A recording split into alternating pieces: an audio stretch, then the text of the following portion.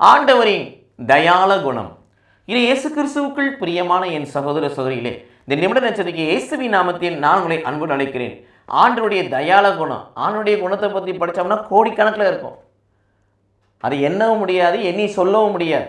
எண்ணவும் முடியாது, எண்ணி சொல்லவும் முடியாது ஆண்டவருடைய குணங்கள். இருந்தாலும் ஒரு சிலவற்றை நான் உங்களோடு பகிர்ந்து கொள்கிறேன்.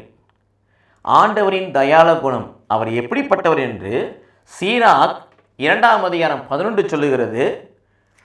பரிவும் இரக்கமும் உள்ளவர், பாவங்களை மன்னிப்பவர், துன்ப வேளையில் காப்பாற்றுகிறவர். இந்த 4 நமக்கு தேவை கட்டாயம். ஒரு மனிதன் நிலைவாழ்வு பெற, ஒரு மனிதன் மறுவாழ்வு பெற, ஒரு மனிதன் சுகத்தோடு வாழ, ஒரு மனிதன் பாதுகாப்போடு பராமரிப்போடு வாழ, ஒரு மனிதன் வல்லமையோடு வாழ, ஒரு மனிதன் சமாதானத்தோடு சந்தோஷத்தோடு நிறைவோடு நிம்மதியோடு வாழ, ஒரு மனிதன் பரிசுத்தோடு வாழ, ஒரு மனிதன் நிறைவாழ்வை நோக்கி பயணிக்க வாழ்வை வாழ வேண்டும் என்று சொன்னால் என்னுடைய வாழ்க்கையிலே அவருடைய பரிவு எனக்கு வேண்டும். இயேசுனுடைய பரிவு, இயேசுனுடைய மனதுருக்கம், இயேசுனுடைய கம்பேஷன், இயேசுனுடைய கருணை என் மேல் விழ வேண்டும். ஆயினெல்லா ஆடுகள் போல இந்த மந்தைகளை பற்றி பரிவு கொண்ட தெய்வம் நேற்று வேண்டும் என்று மாறாதவராய் என் மீது பரிவு கொள்ள வேண்டும். இரக்கமுள்ளவராய் இருக்க வேண்டும். என் பாவங்களின் நிமித்தம் என்னை தள்ளிவிடாதபடி, என் பாவங்களின் நிமித்தம் என்னை ஒதுக்கி விடாதபடி, நான் அந்த மகனின் பாவங்களை நினைவு கூறுகிறேன் என்று சொல்லி என் பாவங்களாம் முதுகுக்கு முன்பதாக தூக்கி எறிந்து என் மனக்கசப்பை மீட்பாக மாற்றுகிற தெய்வமாய் வருகிறபடியினாலே அவர் மிகவும் இரக்கமுள்ளவர். மட்டுமல்ல பிரியமானே, அவர் பாவங்களை மன்னிப்பவர். இவ்வளவு பாவம் செஞ்சிட்டீங்க, 7 முறை பாவம் செஞ்சிட்டீங்கன்னு சொல்லி பாவங்களை விமர்சிப்பவர் அல்ல. எத்தனை முறை பாவம் செய்தாலும் இந்த கிருபையின் காலத்தில், இரக்கத்தின் காலத்தில் ஆண்டவரே என்று சொல்லி வருகின்ற பொழுது யோவான் நற்செய்தி 6ஆம் அதிகாரம் 37 வாசிப்பது போல அவர் பாவங்களை மன்னிப்பதில் வள்ளல். அதான் ஏசாயா 55:6-7 வாசிக்கிறோம். அவர் பாவங்களை மன்னிப்பதில் வள்ளல்.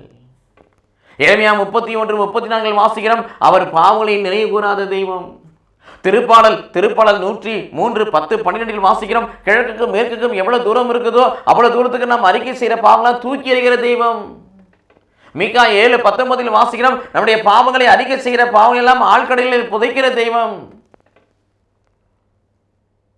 எரேமியா 31:34 வாசிக்கிறோம். அவர் நம் பாவங்களை நினைவு கூறுவதில்லை. ஏன்? அவர் நம் பாவங்களை மன்னிப்பவர்.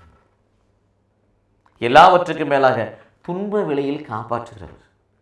ஆண்டவரே என்று திக்கற்ற பிள்ளைகளாய் கூவி அழைக்கின்ற பொழுது, ஆண்டவரே என்று திக்கற்ற பிள்ளைகளாய் கூவி அழைக்கின்ற பொழுது, திருப்பாடல் 34:6 வாசிக்கிறோம். திக்கற்றவன் கூவி அழைக்க அவர் குரலுக்கு ஆண்டவர் செவி சாய்க்கிறார். அவனை எல்லா விதமான நெருக்கடி நின்று துன்பத்திலிருந்து விடுவிக்கிறார்.